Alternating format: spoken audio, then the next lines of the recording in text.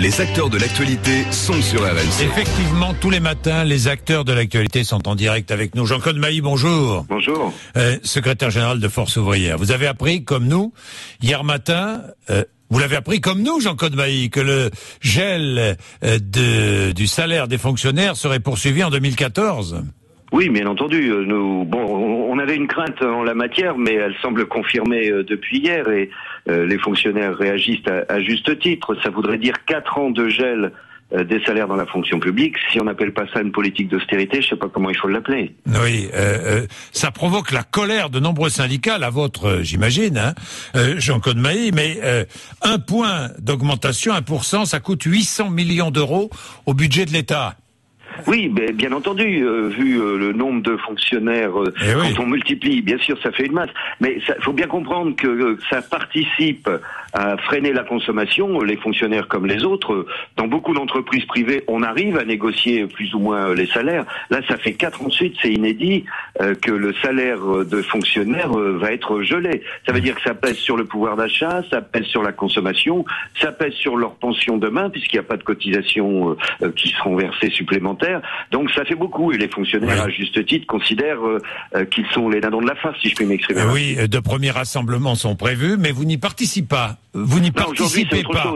Aujourd'hui, il y a un petit rassemblement par rapport aux questions européennes. Ça n'a rien à voir avec les questions françaises, qui d'ailleurs les fonctionnaires avaient d'ores et déjà indiqué, plusieurs organisations, que sur le salaire, sur les retraites, ils envisageaient d'agir à la rentrée. Bien, alors les retraites justement, vous rencontrez François Hollande, je crois, hein?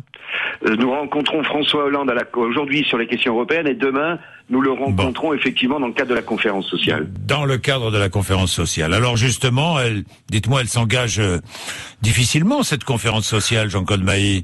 Il y a cette histoire de gel des fonctionnaires et il y a la réforme des retraites annoncée. Oui, il y a à la fois la question du pouvoir d'achat. Je fais remarquer d'ailleurs que contrairement à l'année dernière, il n'y a aucune table ronde prévue sur le pouvoir d'achat alors que nous l'avions demandé. Mais on commence à comprendre pourquoi. Si le gouvernement ne veut pas augmenter les fonctionnaires, s'il ne veut pas donner de coup de pouce au SMIC, il n'est pas en situation de discuter de ces questions-là. Il y aura la question des retraites, bien entendu, qui va être un des deuxièmes dossiers clés de cette conférence. A priori, le gouvernement ne compte rien annoncer à la conférence. Ça va juste être un débat, mais on va pouvoir exposer nos revendications en la matière, et notamment le refus de voir augmenter la durée de cotisation. Oui, augmenter les cotisations retraite des entreprises et salariés, non, dit le patronat. Vous avez vu ça ? Oui. Écoutez, il y a pas, nous n'avons jamais refusé d'examiner pour préserver un régime, pour assurer ce régime pour les jeunes générations, d'augmenter les cotisations tant du côté patronal que du côté salarial. C'est pas quelque chose que nous refusons. Bon.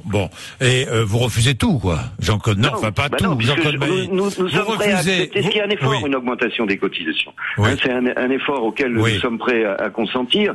Non, ce que nous refusons, c'est l'augmentation de la durée, pas de report de l'âge légal de départ à la retraite, tout ça, non, hein? Si vous voulez, la durée, on est déjà l'un des pays développés où la durée de cotisation nécessaire est la plus longue. Si demain il faut travailler 43 ou 44 ans pour pouvoir partir en retraite, ça veut dire que ça commence déjà. Beaucoup de gens vont être obligés de partir avant avec des retraites amputées. Donc ça, c'est pas acceptable. Moi, je veux pas que demain les retraités soient obligés de trouver des petits boulots pour continuer à vivre. Mais dites-moi, comment trouver un accord alors que personne n'est sur la même longueur d'onde, si je puis dire? Si oui, en plus, c'est pas une négociation sur le dossier retraite. Et oui, c'est pas une négociation.